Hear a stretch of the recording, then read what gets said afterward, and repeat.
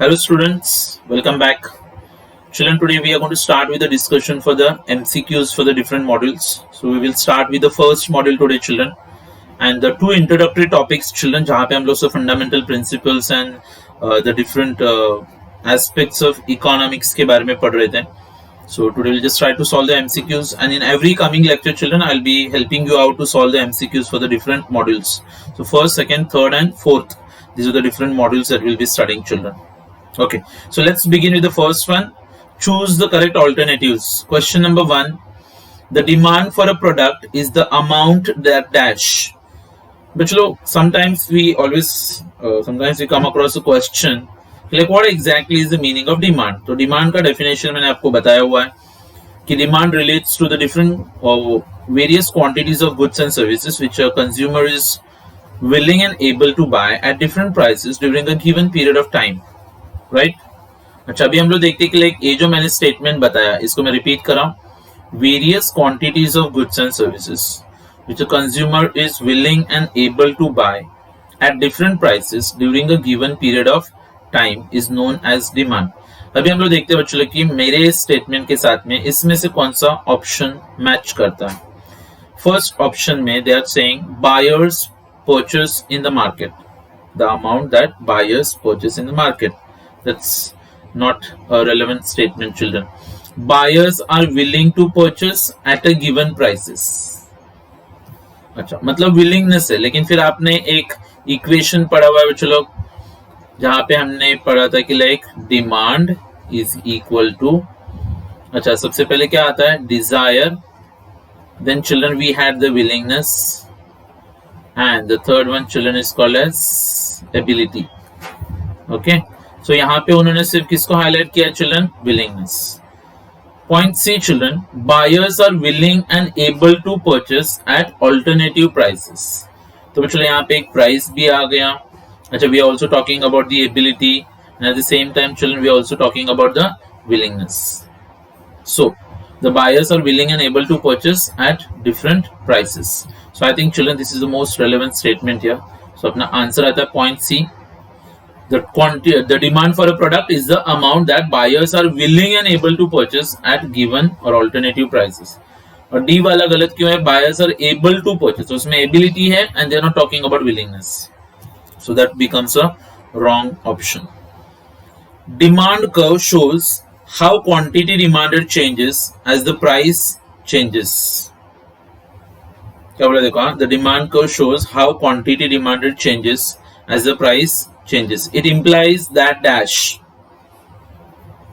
अच्छा, only a change in price can shift demand curve. सिर्फ price बदलता है तो ही डिमांड कर्व शिफ्ट होता है. ये गलत है बच्चों, प्राइस बदलता है तो डिमांड कर्व शिफ्ट नहीं होता है. There is a movement along the demand curve. Everything else that affects demand is assumed to be constant. Question के साथ मैच करके देखते हैं. Demand curve shows how quantity demanded changes as the price changes. It implies that कि only price is going to change, all other factors are going to remain constant. So मुझे लगता है that should be a proper option children, that is option B. Quantity demanded is unrelated to price, गलत है ये, it's related to price. And economist are concern only with money, no, it's wrong option children. Question number 3. The law of demand is illustrated by a demand curve that is dash. The law of demand is illustrated by a demand curve that is dash. अच्छा, demand curve का slope आप सबको पता है बच्चों लोग, उसमें कोई डाउट नहीं होना चाहिए. It's a downward sloping demand curve.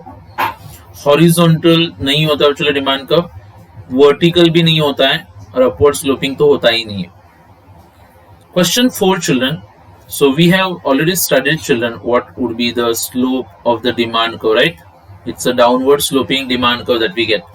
Studies have shown that the demand curve for a detergent powder has shifted over a period of 5 years. Which of the following is least likely to be true in this case? मतलब आपको गलत statement ढूंढना है. The price per kg of the powder has changed. दूसरा, the advertisement for the product has been successful. अच्छा, number of people living in the city has change and consumers income level है change. But चलो वहां पे उन्होंने बात कर जो कैसे बोला, देखो द डिमांड का शिफ्टेड बोला, शिफ्टेड। अभी आपको पता होना चाहिए चलो कि लाइक शिफ्टिंग का मतलब क्या होता है कि ये आपका ओरिजिनल डिमांड कब है और ये नया वाला डिमांड कब रहेगा, राइट। अच्छा, और ये ओरिजिनल चलो डिमांड और ये नया वाला डिमांड, तो इसको हम लोग क्या बोलते हैं, this is called variation in demand, expansion और कॉन्ट्रैक्शन। इसको हम लोग क्या बोलते हैं, शिफ्टिंग, इंक्रीज और डिक्रीज। तो इंक्रीज और डिक्रीज किसकी वजह से होता है बच्चों, प्राइस की वजह से क्या अदर फैक्टर्स की वजह से, अदर फैक्टर। तो यहाँ पे बच्चों पॉइंट ए में उन्होंने क्या लिखा हुआ है, प्राइस, और इसी से लिखता है कि ये वाला स्टेटमेंट बराबर रहेगा क्योंकि this is unlikely to be true, least likely, मतलब दैट्स अ फॉल्स स्टेटमेंट। बाकी तीनों के तीनों रीजंस हो सकते हैं बच्चों जिसकी वजह से डिटर्जेंट पाउडर का डिमांड का शिफ्ट हो चुका है। फिर children the fifth one, the effect of a decrease in cost of production of personal computers, क्या बोला, the effect of a decrease in cost of production of personal computers, other things remaining constant, is likely to be best represented by which of the following। बच्चों लोग personal computers का cost of production decrease हो गया है, तो उसकी वजह से क्या होगा, a downward shift in the demand curve। चलो डाउनवर्ड शिफ्ट नहीं होता है क्योंकि डाउनवर्ड शिफ्ट का मतलब क्या हो गया, चलो ये डाउनवर्ड शिफ्ट हो गया।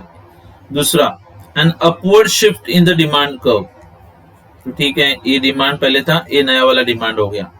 तीसरा, leftward shift in the supply curve, कौन सा, leftward shift in the supply curve, ये आपका सप्लाई कर्व है और ये लेफ्ट की तरफ शिफ्ट हो रहा है, मतलब सप्लाई कम हो गया।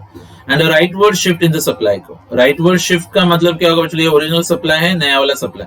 Cost of production, if you'll remember children, we have studied like there is inverse relationship between cost of production and supply. Higher cost of production means lower supply, lower cost of production means higher supply. So मुझे लगता है कि like D has to be the right answer children, a rightward shift in the supply curve. Question number 6, given the demand and supply equations, okay, given the demand and supply equations, that is q dx is equal to, that is quantity demand for commodity x is equal to 200 minus 5 px, और supply का equation क्या दिया, देखो quantity supply of commodity x is equal to minus 250 plus 10 px। तो equilibrium price ढूंढना है आपको, चलो जरा देख लेते हैं इसको सॉल्व करके। चलो इक्विलिब्रियम कब आता है, when q dx becomes exactly equal to qsx। अभी q dx का इक्वेशन क्या है अपने पास, 200 minus 5 px, that will be equal to, supply का इक्वेशन क्या है चलो, minus 250, okay, minus 250 plus 10 px, right. अच्छा, अभी यहाँ पे चिल्ड्रन 200 minus 5 px और ये minus 250 plus 10 px, आप नंबर्स को एक साइड में रख लेते हैं, या फिर let me do it like this children, 200, अच्छा ये minus 250 इधर आएगा तो प्लस हो जाएगा, plus 250, that will be equal to, अच्छा ये क्या है चलो, प्लस 10 px, अच्छा और ये माइनस का इधर प्लस हो जाएगा चलो, प्लस 5 px। अच्छा तो ये कितना होता है children, 450 is equal to 15 px। अच्छा तो फिर px will be equal to 450 divided by 15।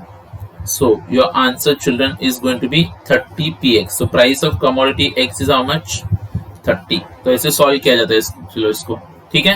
So that's the MCQs related to chapter number 1 children. Let's move on to chapter number 2. Chapter number 2 के कुछ objectives है बच्चों यहाँ पे MCQs. Choose the correct answers and rewrite the statements.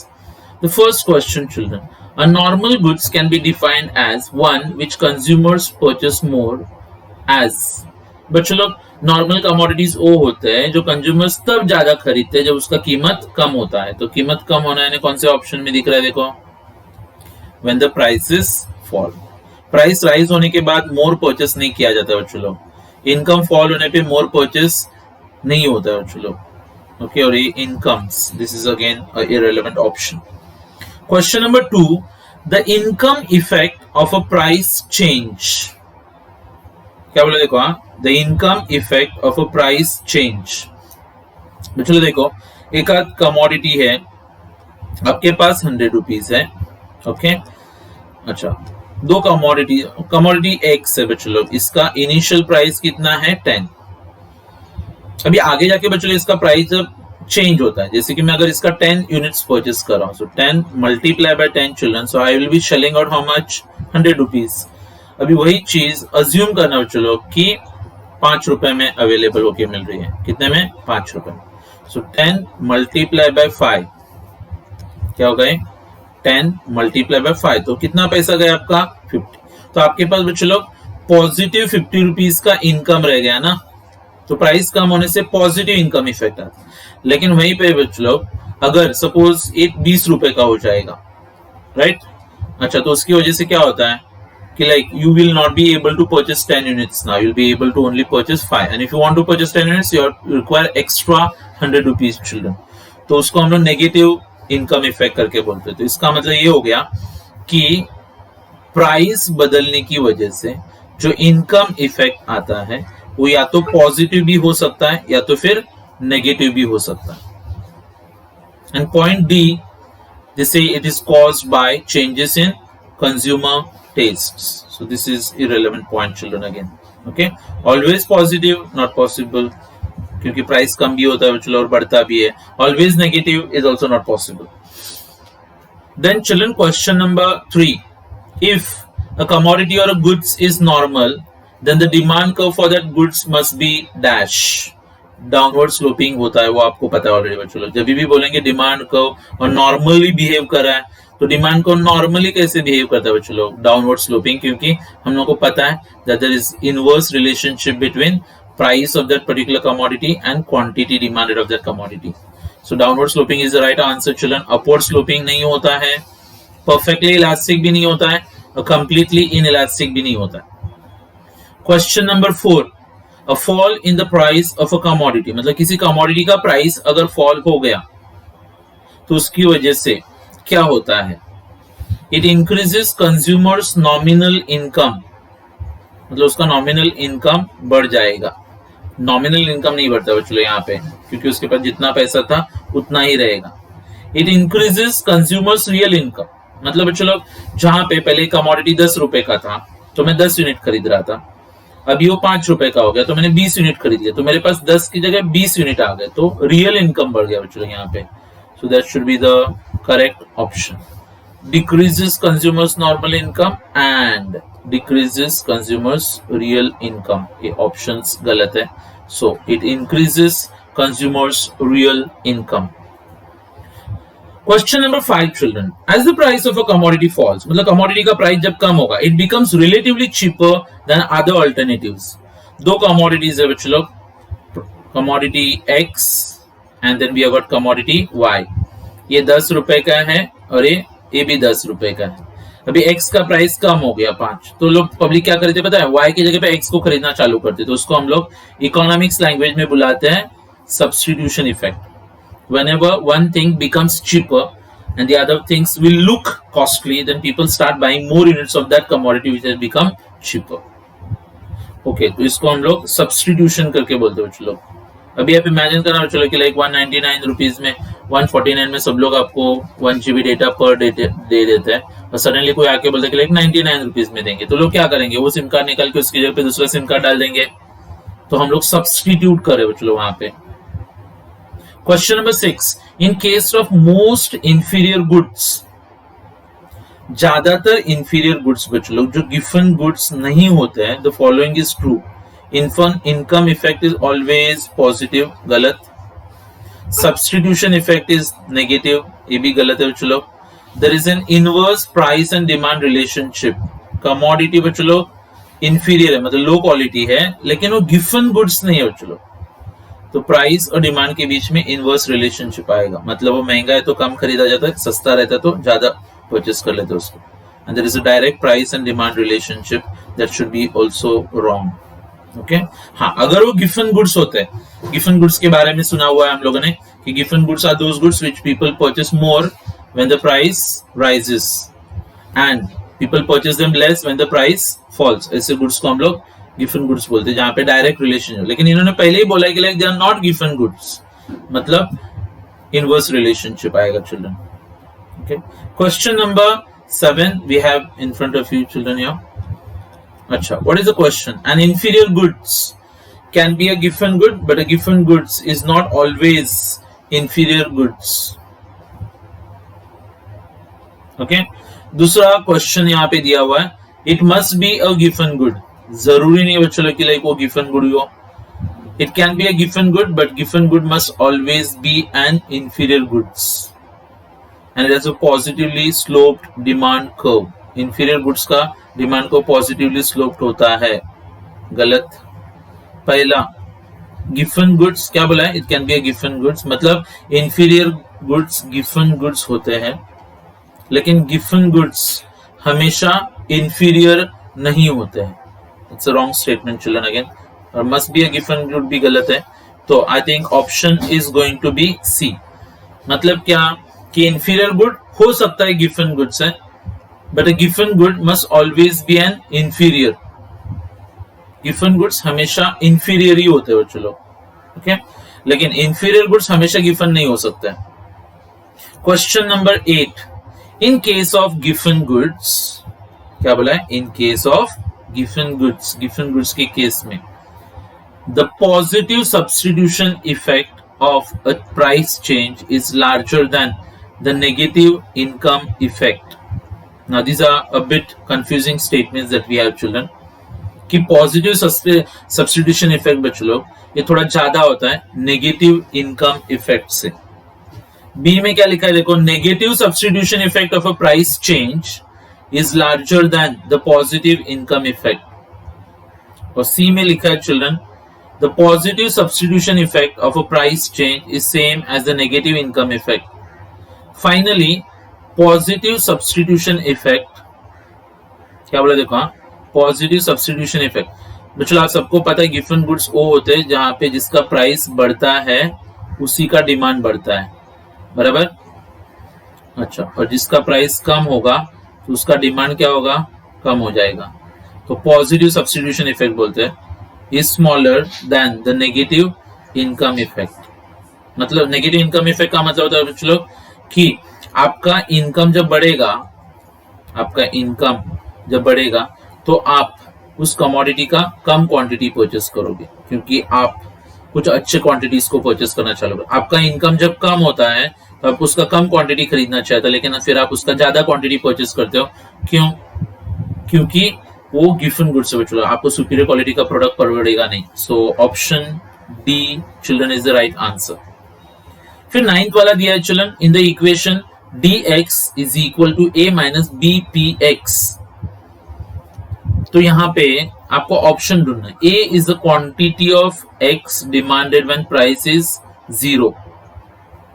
b is the quantity of x when price demanded when price is 0. a is the slope of the demand curve and b is the elasticity of demand. So I feel children that a जो होता है ना बच्चों, a is the quantity of x demanded when price is 0.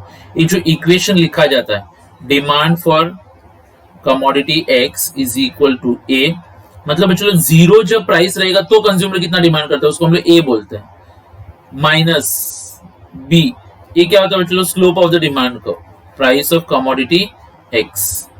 अच्छा, तो a का मतलब होता है quantity demanded when price is equal to 0.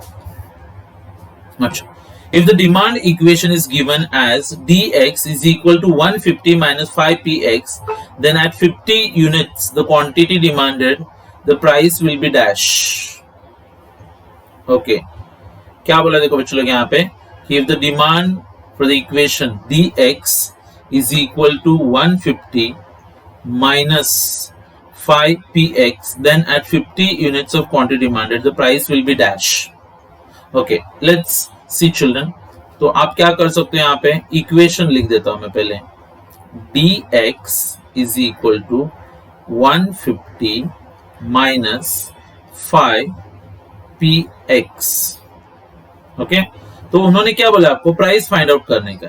अभी क्वांटिटी तो ऑलरेडी उन्होंने दे दिया है, तो क्वांटिटी को यहाँ पे सब्स्टिट्यूट कर सकता हूं मैं। ये 50 लिखा क्वांटिटी की जगह पे, 150 इधर है already, minus 5px, okay, minus 5px. Now children, here what we have to do is this, कि ये suppose for example like 5px एक साइड में रख देता हूँ, इसको पॉजिटिव में काउंट करेंगे हम लोग, 5px is equal to, suppose for example like a negative में positive, so it's going to be 150, okay, 150। Okay, इसका साइड चेंज करने से पहले, okay just a minute. Okay, so suppose children, इसको अगर हम लोग आगे सॉल्व करते हैं ऐसे ही, तो सपोज ये माइनस चलो 5px, इसको इस साइड में ले लेते तो ये क्या होगा, 5px हो जाएगा ना, यस, इज इक्वल टू, ये 150 वैसे ही रहता है, ये 50 यहाँ पे आएगा तो माइनस हो जाएगा, माइनस 50। सो फिर क्या होगा, 5px is equal to 150 minus 50 is 100, बराबर। So px is going to be 100 divided by 5. So price for commodity X, children, is going to be 20. Okay, so option children यहाँ पे दिया हुआ है, the price for commodity X is going to be 20. अगर quantity कितना रहेगा, 50 का। Question number 11. Which of the following is not an assumption of the law of demand? Consumers' income does not change. ये assumption है बच्चों। No changes in consumer tastes and preferences. ये भी assumption है। No change in the price of input. बच्चों, inputs का price बदलेगा नहीं, ऐसा कुछ assumption होता नहीं है, और ऐसे प्राइस के लिए कोई जगह नहीं होता फिलहाल assumption में, क्योंकि प्राइस को तो बदलना ही पड़ता है। एंड नो फ्यूचर अनसर्टेनिटीज, ये भी assumption हो सकता है। सो अपना आंसर है बच्चों point c. Question number 12 children, here we are talking about a change in the price of a commodity.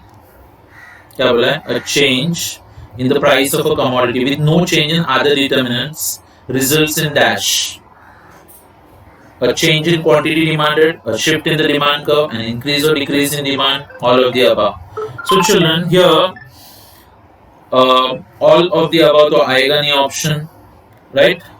अच्छा, then an increase or decrease in demand नहीं, ये other factors की वजह से होता है। A shift in the demand curve चलो other factors की वजह से हो जाएगा, और चेंज इन क्वांटिटी डिमांडेड जो है वो प्राइस की वजह से होता है। ठीक है, so change in quantity demanded. Then children, question number 13 on your screen children, if there is a change in consumers income, मतलब अगर किसी कंज्यूमर का इनकम बदलेगा with no change in price और other determinants, which of the following statement is correct? The slope of the demand curve will change, demand curve का slope change होगा, गलत। अच्छा, this can be shown by a movement on the same demand curve, नहीं, क्योंकि यहाँ पे बच्चों income change हो रहा है। अच्छा, और फिर क्या ऑप्शन दिया है देखते हैं यहाँ पे, the demand curve will shift but the slope will be unchanged, the demand curve will shift but the slope will change. मतलब बच्चों यहाँ पे स्लोप बदलने वाला है नहीं बच्चों, जब तक प्राइस चेंज नहीं होता तब तक स्लोप चेंज नहीं होता, यहाँ पे इनकम चेंज हो रहा है। So the demand curve will shift, but the slope will be unchanged. Children, that should be the answer with point C, right? So I hope children you must have got some ideas. Like chapter number 1 and 2 is entirely based on this demand and those equations. फिर उसका slopes, okay, फिर वो 3 type के goods जो होते हैं, कौन से given goods होते हैं बच्चों, normal goods होते हैं, inferior goods होते हैं, वो सब के बारे में आप थोड़ा पढ़ के रखोगे। इसके अलावा आपके टेक्स्ट बुक के बैक साइड में भी बच्चों जो भी एमसीक्यूज दिए हुए हैं, ट्रू और फॉल्स वगैरह रहेगा, वन वर्ड वगैरह होता है, तो उसको भी आप अच्छे से सॉल्व करोगे तो automatically children will be scoring better marks. कुछ भी डाउट्स वगैरह रहता है, feel free to get them clear children. So that's all for today children, first module. 1 or 2 days I'll be coming up with module number 2 का MCQ का discussion, ताकि आपके exam के लिए आपको कुछ तो फायदा होगा ये सबका। Okay, so thank you very much. Bye everyone. Take care. See you in the next lecture.